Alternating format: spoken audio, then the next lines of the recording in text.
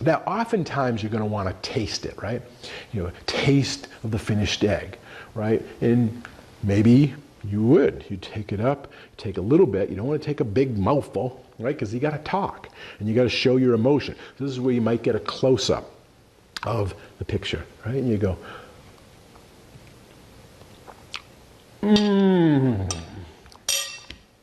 that is amazing, right?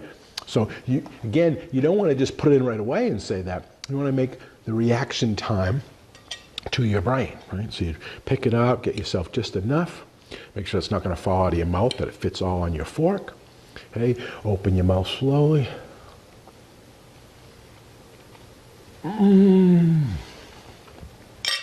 That is so delicious. You can taste the cream in there, the butter, those richness of the eggs. Oh, that is everything that we wanted. Those, my friends, are perfect scrambled eggs. See how we're doing that? So you can choose to eat, maybe you don't want to, maybe you say, there's the dish, and you leave it all composed, and go on to another recipe. But the main thing is, you've thought it through. It's part of your pre-planning. Are you going to taste it? You're going to need a fork. Now, if I was doing live TV, right, and I'm on a TV set or news set, and I have a host that the local news is going to be asking me questions, I'm going to have someone assisting me, I'm going to have to make sure I plan for extra forks because, you know, I'm going to have them try it. Or I might break this into 2 smaller plates, right?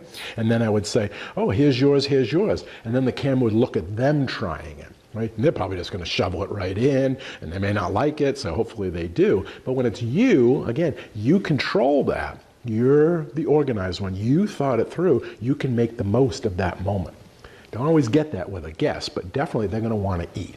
And hopefully, if it's a good dish and you planned it out, you want them to eat it because that's going to give you, right, validation that your dish is good because now they're seeing somebody else. They're expecting you to say that it's good, whether it is or isn't. Because I've tasted some stuff and I've gone, oh, that's good. And afterwards, like, oh, I want to spit this out.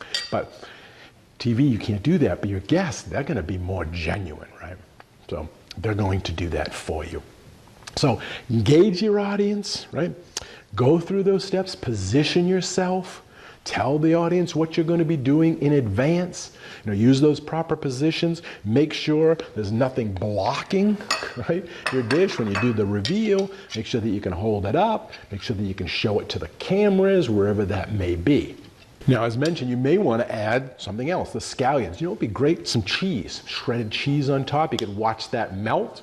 But the main thing is that you've planned it in advance, right? You've thought it through. You've had your demonstration thought from start to the middle to the end. So I hope you found this information on demonstrations and positioning to be helpful.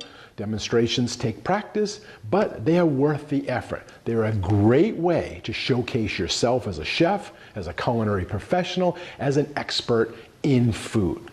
I'll see you in the next lesson. Bye now.